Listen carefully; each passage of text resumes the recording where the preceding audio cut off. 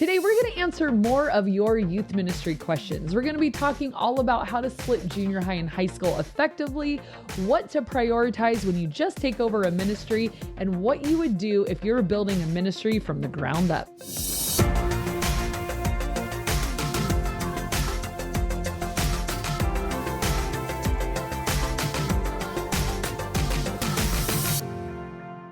Welcome to the Ministry Coach Podcast, where every week we bring you actionable and practical steps that you can implement into your youth ministry. If this is our first time meeting, my name is Jeff Lascola, and this is Kristen Lascola. And today we have another Ask Me Anything episode. So we're going to jump right in. Let's just go right to the first question. And this came through email from Tyler Normand, who is basically asking, he's looking to split his youth group. I don't know why I'm yelling right now. I feel like I'm yelling. You are yelling. I'm so excited. The Bengals just won. You're really so intense right now.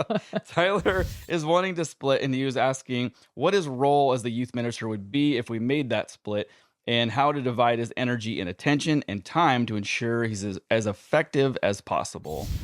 You are laughing. I don't know why. What did I say? Did I stumble over my words? I don't know. It just was like, wow, a lot of words. So you're talking about splitting middle school and high school. Tyler is. Yes. And as you speak it, you're talking about it now. So Tyler wants to split junior high and high school. So where should he put his time and attention? First of all, yay for you. Go, Tyler. Go, Tyler. That's a hard thing to do because it sounds like you're a staff of one. And we know that if you're only one youth pastor, that is a really big undertaking because now you are working two different ministries and maybe two different nights or two different locations or something. It's just you've now increased your work, but hopefully it's not forever and you are increasing the health of your youth ministry, which will increase the size of your youth ministry. And then maybe at some point you can hire someone to do the other job. But what do you do while you're in the middle there? Because that's a great question. But I'm proud of you for seeking health over convenience for your youth ministry. So ideally, Tyler, what you would do is you would focus your energy on developing two thriving teams. And so where you used to put your effort toward content or materials and stuff like that, now you want to put most of your effort toward building teams. Because if this is going to be a sustainable solution, you're going to need two really thriving teams. You're going to need that middle school team and you're going to need your high school team because you're only one person and you can't do it all. You're going to be the glue that holds it all together, but you really need to start highly investing in people who are going to start owning stuff and running those jobs down the field and taking ownership over parts of ministry that you assign them. And you're going to be the glue. Like I said, you're going to be equipping them, supporting them. But what you really need to do, hopefully these can be like intern type positions. I'm not talking about necessarily paid, but intern type positions of starting to recruit people to work more alongside you at the center of your youth ministry. So for example, you would have a high school team and you'd have a middle school team. Should he decide who goes where or let his current volunteer staff decide that? I think it definitely needs to be a discussion with them of who feels called where. I'm not a huge fan of like, oh, we are middle school and then we transition to high school, and then we go back down to middle school, and then we go down to high school. Like you mean when the leaders go with them every grade up? Yeah, I just feel like that is definitely a preference for the youth pastor. I'll just speak from my own experience. I feel like my leaders, I would rather them be loyal to the ministry because that creates momentum than this continue revolving door, like see you in 4 years, but people that come and are committed to this ministry week in and week out, that works really well for me. So I would talk to your leaders and say, all right, we need to split this. Who wants to stick with middle school and who wants to go to high school? Maybe the only way to get them on board is to say, well, you're going to move with your students all the way to their senior year. And that's where you need to start it because of the culture has already been set. It's like, well, we've been one ministry. Now you're telling me I have to choose. Yeah. So in that context, it might make more sense. But I would pick people from those volunteer teams. So let's say I had 10 middle school volunteers and I had 10 high school volunteers.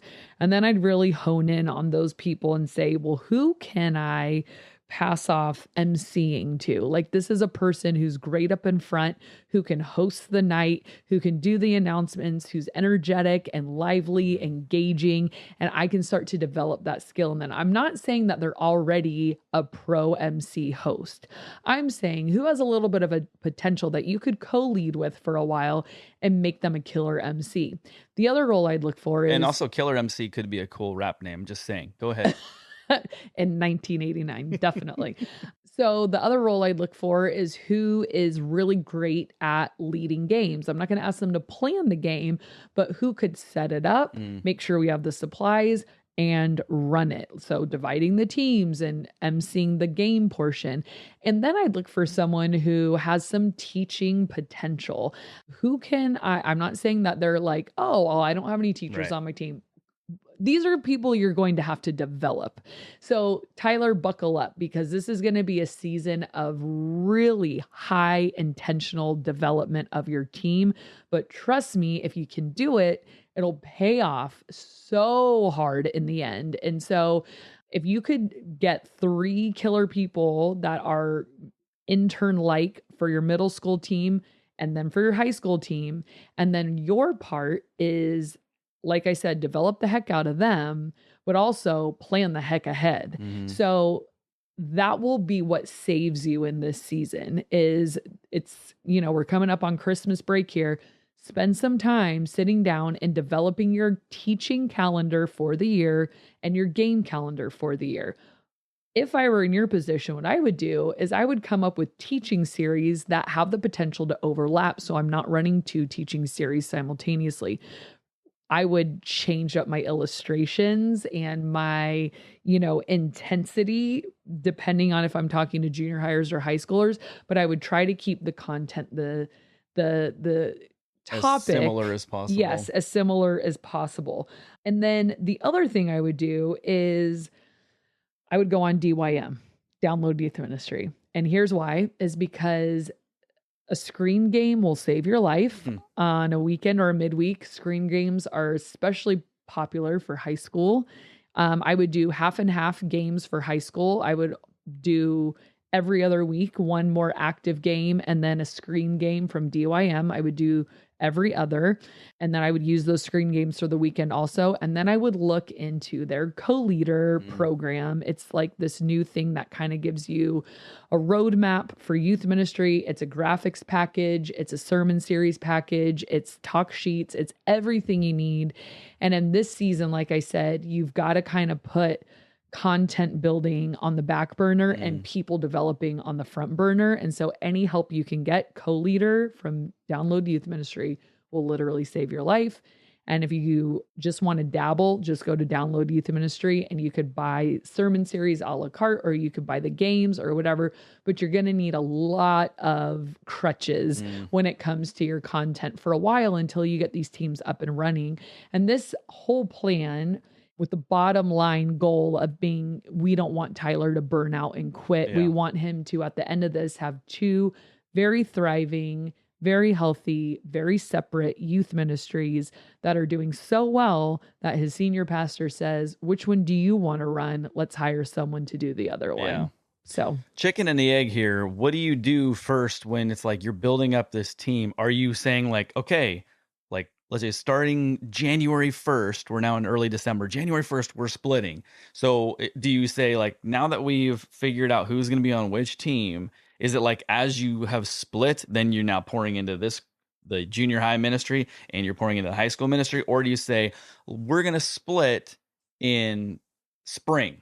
And now you take from this longer runway from now until the beginning of spring to train up those teams to launch then. Does that make sense? Like, are you doing it more right away and then training on the fly, or training and then breaking off? I feel like the best kind of training is on the job training. And so I would say split sooner than later and figure it out.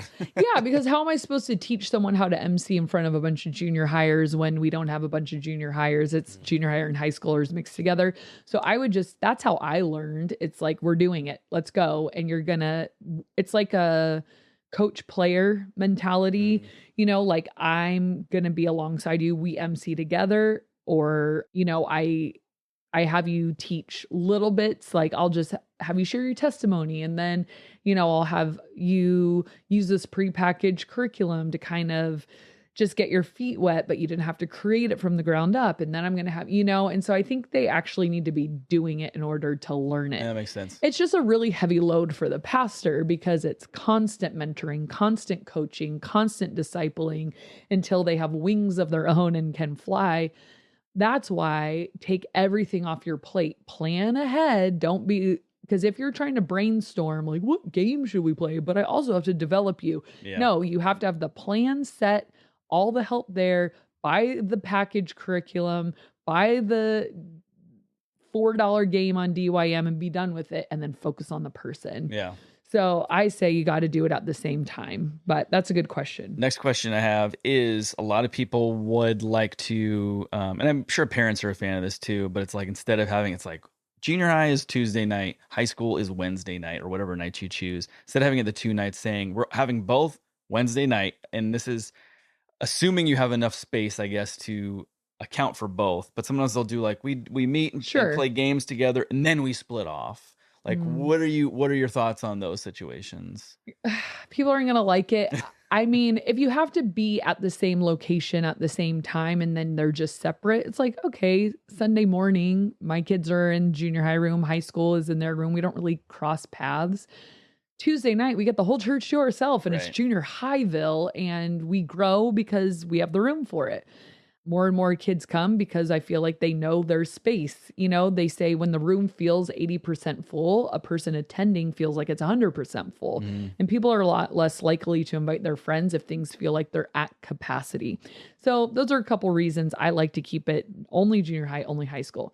If I were a pastor that had to do both and I had to share space, I would have to do what I had to do. And maybe I toggle back and forth between the two ministries, but it's, to me, more ideal to have it be your own space, your own night. But I get like, hey, that's 2 full nights of program that I would have to do. Right. And I think it's there's easier a lot said of than done. like getting your feet wet and then getting a little further in and then getting deeper and deeper. But I think from what I'm gathering from you is, you're saying just jump in or just rip that Band-Aid off, Sure. split your nights and just go for it. Yeah. And I think a lot of it And- will be, there's that initial, maybe you will have, they might both shrink. Like, and it's kind of that multiplication by division. Totally. And all of a sudden people think like it feels empty all of a sudden. Right. But I think ultimately Don't it's for the panic. health. Stay the course. Yeah. People panic because they're like, we split and now I have nobody. And it's like, yeah, well, there might be, any change, and that's a drastic change. Yeah. There's going to be a pain point that you're going to have to continue. But again, it's a long-term goal of health. And I'm not a huge fan of like, let's combine for the game and then break up, because the problem remains the same. I don't think high schoolers want to invite their high school friends to anything where there's a 7th grade boy there. If they get to pelt him in the head with a dodgeball, it might sweeten the pot a little bit. Maybe, but But there are games that only high schoolers like to play, and there are games that junior hires prefer to play. So you are I just watering feel like, it down. yeah, too. what's that saying? If you try to reach everyone, you're reaching no one. Right. And maybe that's a little bit too dramatic of a statement for this context, because some people might be saying, well, there's not a huge difference between junior high and high school. I just think there is a huge difference between them, and the games that my junior hires want to play, my high schoolers don't. The style of worship that my junior hires want, my high schoolers don't. The level of teaching that my junior hires want is not, it's just none of it's the same. Yeah, no, it makes sense. But I've heard people that are like, we stayed together and it's awesome. So, Right. Here's what I was telling one of our listeners today is like, you have to lead your ministry. You have to lead it. I am one pastor, and that is just my opinion. And since Tyler was asking, I'm like, hey, and if he's doing it, I'm going to help you. But if you find for whatever, like your context is, for some reason, it just works so well and you're bursting at the seams and it's healthy and growing, combining, then by all means, I guess if it's not broke, don't fix it. I personally just, I think, and we covered this if you guys want to check out another episode all about splitting your middle school and high school. And the point you kept driving home was ideal. This is ideal sure. to I'm split. not, So there might yeah. be these outliers where you say, yeah, but this, and I yeah, mean, that but a combined youth ministry is better than no youth ministry. That's for true, sure. right? So if you're doing youth ministry and it's combined, good. Like it's better than not doing it at Right. all. I'm sure you're doing great. But you're right. Like in an ideal world, it would be that way. Can it always be in an ideal world? I'd have a $50,000 budget, right? So But ideally, if you can split and make it work, and I think it really boils down to, and I don't want to beat it at a horse. We're going to move on to the next question, but it really just comes down to: are you willing to put in the hard work and effort yeah, for a season to make it happen? yeah. So make sure you check out the other episode we did. Why splitting your middle school and high school is a good It can end idea. up being a controversial topic, Yep. which I did not like at face value. I'm like, how would that be controversial? But it kind of does get that way. But I think, Well, check it out. Let us know what you think. All right, let's move on to the next question. This comes from, and I'm probably going to pronounce your name wrong, and I apologize in advance, Kevin Centenaje. It's my best shot at it. Who says, last week our student pastor was fired and now I'm filling in. What are the top 3 things I should prioritize? well, that is, again, I'm proud of you. Good for you. Like it sounds like you're being thrown into some deep waters. And that's how youth ministry slurring my words. That's how youth ministry is sometimes. Like here's the deep end. We're throwing you in. You Good luck. will sink, you will swim. It's up to you. You'll definitely be wet. Yeah, and cold and shivering and alone. But here's what I would prioritize if I were you. Number 1, relationships. I want to make this number 1, 2, and 3, but I'm going to give you 3. The first one, relationships with leaders and staff all the way. Those are before you try to win over a student, before you start hanging out with kids, leaders and staff and leaders, relationship with them. And then since you're I don't really know from your question if you've already been a part of the ministry or if you're just getting thrown into a brand new ministry you know nothing about. But here's what I would say along with that is ask really good questions. They have been there. You have not, I assume. I don't really know. You didn't say, but I always think like when you step into a new place and you're taking over, there's a whole story there that you don't know anything about. And you need to ask really good questions to help to understand where they've been and where they are. Like you need to get the story of the ministry and the people and what have we been through and where are we at and what are we excited about and what are we scared about, and start to put together this puzzle of who are these people. And don't come in assuming just because you're in charge now that you have all the answers. You've got to listen. Leaders don't listen. Nobody listens. People don't listen. And nobody listens to anybody. You have got to be a good listener. You've got to ask the right questions. You've got to serve them. You've got to encourage them. And what I would do if I were you is I would just set up one-on-ones constantly every day of the week. I'd be going to coffee with a different person. I'd be on the phone with a different person. I'd be hanging out, inviting a couple over every weekend, and until I got through all these people of let me get the story of who these people are. What have I missed out on in the last season? And what do I need to know? What do I need to be caught up on? I need to be immersed. And number 2, this kind of goes right into that. I wouldn't change anything. I'd make a commitment to myself. I'm not changing anything in this ministry for at least 6 months. There might be some gaping holes. It's like, well, safety issues. yeah, or we don't even meet ever as a junior high ministry or high school ministry. We're just in with the adults, and you just sit with them in there. Like if there's some like like a warning sign and you've got to act, please do. But don't come in and change a logo. Don't come in and change a name. Don't come in and paint a wall. Don't come in and change the time or just don't do anything for at least 6 months. Just observe. It's hard to say that so many times. You heard me. Uh, Observe.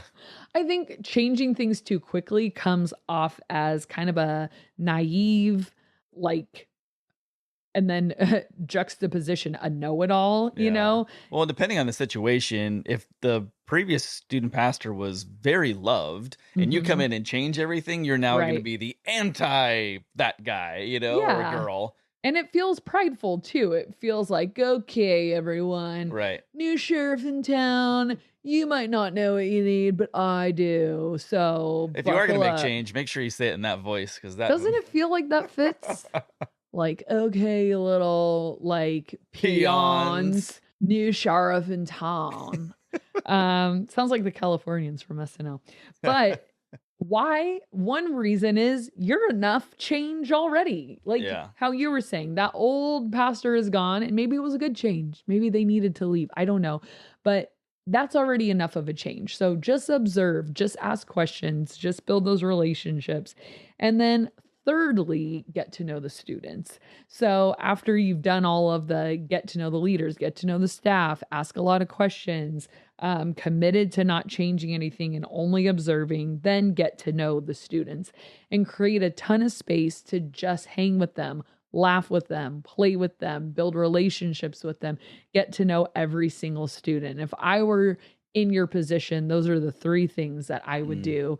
I would have kids over at my house. I would try to go to as many sports events in the community as possible. I'd be at the Friday night football games. I'd be at the performances, the band performances, whatever performances there are. I would get my face out there to as many things as possible and just create these bridges of, like I'm coming to you. I'm not like, all right, new youth pastor in town, like Mm. come to me or get to know me. I would be going and getting to know everyone. And like how I said, a lot of people aren't good listeners.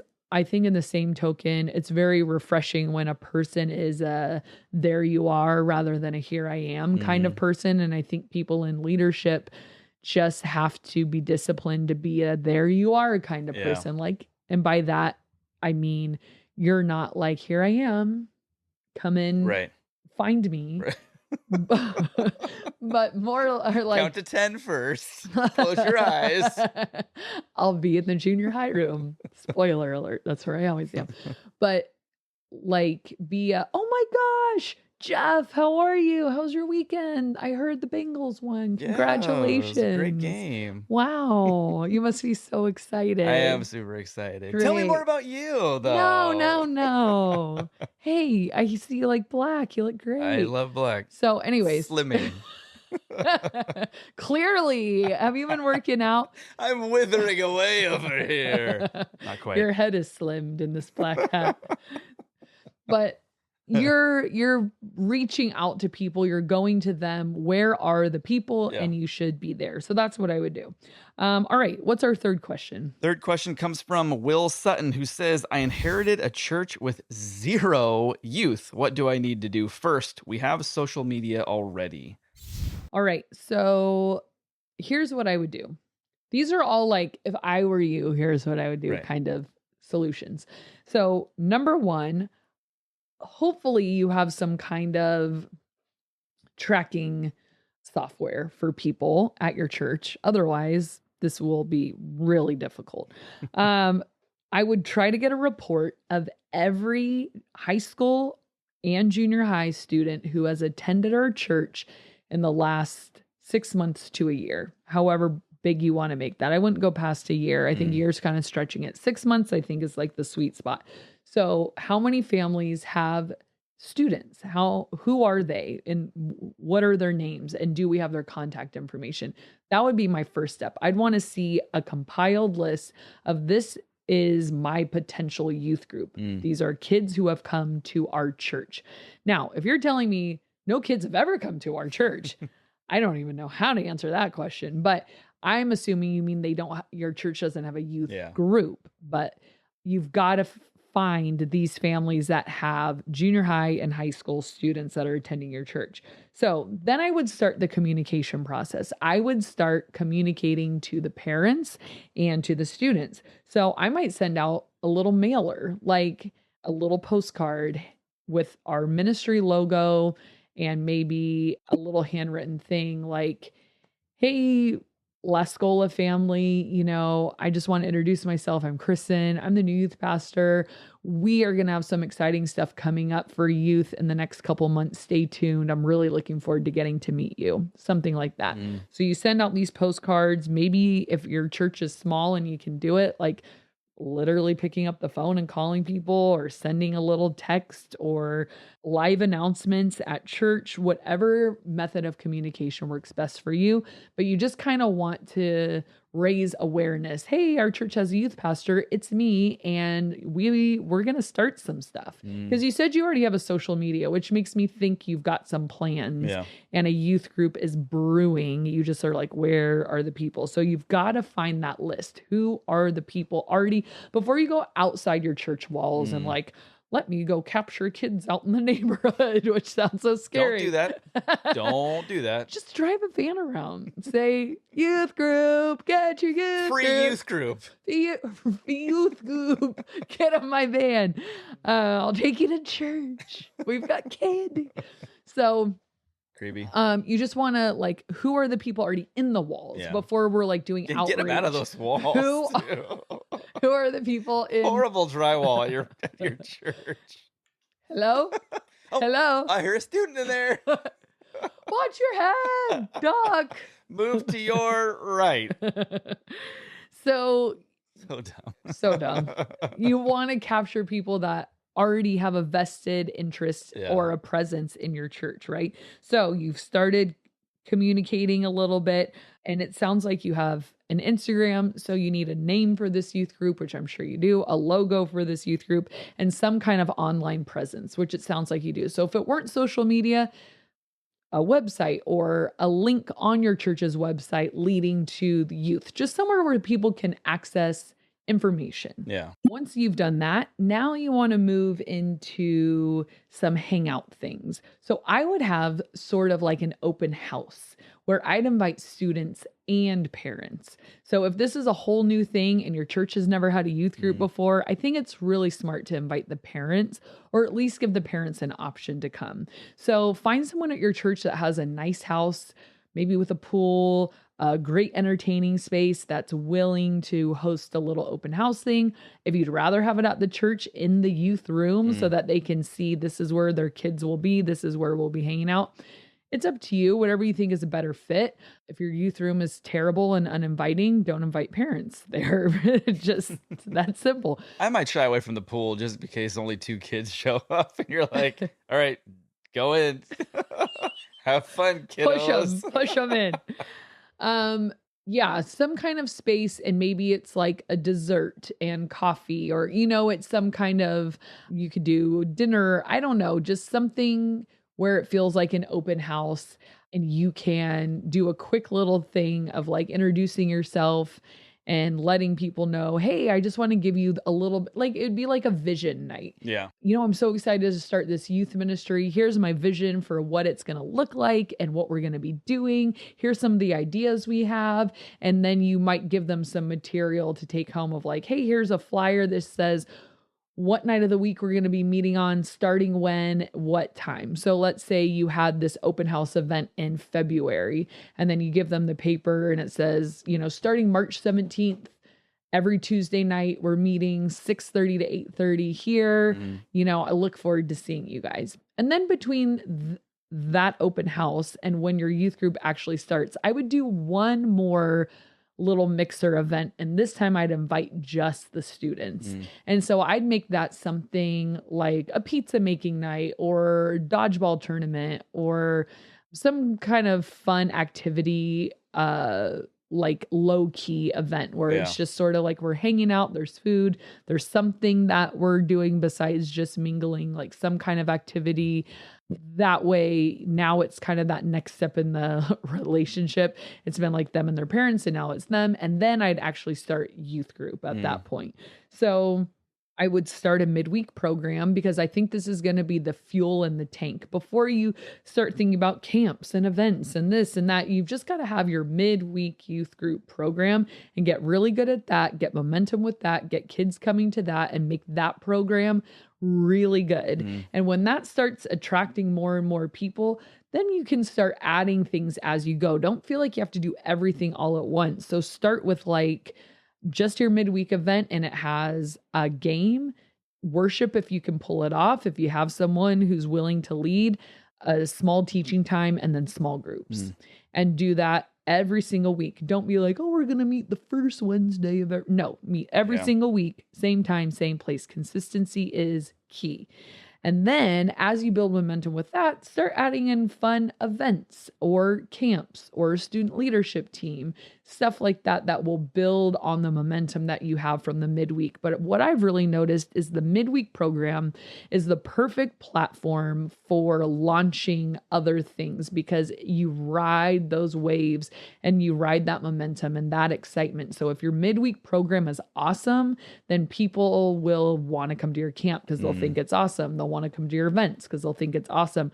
Like that's kind of where you build your reputation as a youth group, as a youth pastor, as a youth ministry is what's your midweek program like? And if that's solid, then chances are everything else you do is solid. But if that's weak and you don't really feel like it's thriving, it's going to be hard to sell them on and also come to my event. Right. It's like, you can't even do your midweek program well. Why would I come to your event? That sounds harsh. I don't think a kid is really thinking that. But, you know, subconsciously, you're kind of like, this is kind of janky.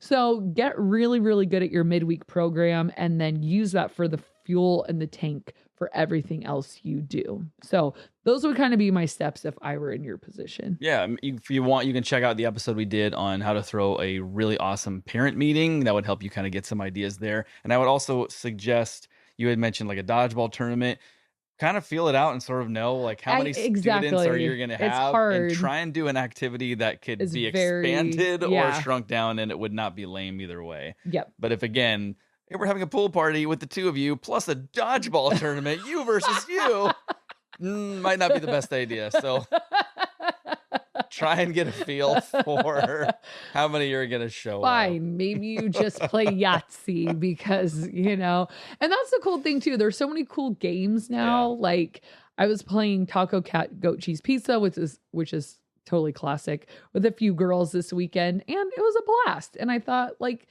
you know, if we did this and then you had, if you have a lot of high school students, they love like doing like the boba bar or the my junior hires love an Italian cream Italia. I can't talk. Italian cream soda bar. And just like kind of something a little fun and like that feels a little grown up sometimes for them is fun too. Yeah. Why are you looking at me like that? I don't know. I just look weird all the time. I just want to throw out, I kind of forgot to mention for the, if you just got hired on or you're taking over a youth ministry, we did an episode on that. It's actually called Youth Pastor Just Hired. Here are the things that you should do or something like that. It's a great episode. No, it is good. So make sure you check that out. But right now we'll do a question of the day. And this is actually not for us, this is for you. Coming to the end of the year, we would love to know if you have any suggestions like these on episode ideas, whether it's just a quick kind of like ask me anything episode like this, or if it's something that, you know, we can go more in depth on. I feel like you guys have some of the best ideas for shows, so please keep them coming. Put them in the comment section below on YouTube. We want to give you what you came for, right? That's right. So you can also email us at ministrycoachpodcast@gmail.com, or like I said, put it in the comment section here on YouTube. We're going to do a quick community comment of the day, and then you can feel free to enjoy the rest of your day. You are dismissed. This comes from Nixa. I'm going to pronounce your name really poorly. Nixaliz Batista 7539, who says, "I love you guys. Thanks always for these ideas." Oh, love you too. Thank you. Appreciate that. We All right, have you guys. Really nice listeners. We do. I really, really appreciate the comments that you guys leave, the comments on YouTube, and also the reviews that we get on the podcast or on Apple Podcasts. Yeah, that's what it's called, Apple Podcasts. We really appreciate reading those and the input you guys have. You guys are awesome. So thank you guys so much for watching and listening, and we'll see you next time. Today, we're answering more of your youth ministry questions. Today, we're answering your questions about youth ministry. Welcome to the Ministry Coach Podcast, where every week... Welcome to the Ministry Coach Podcast, where every... What do we have for today? What do we have for today?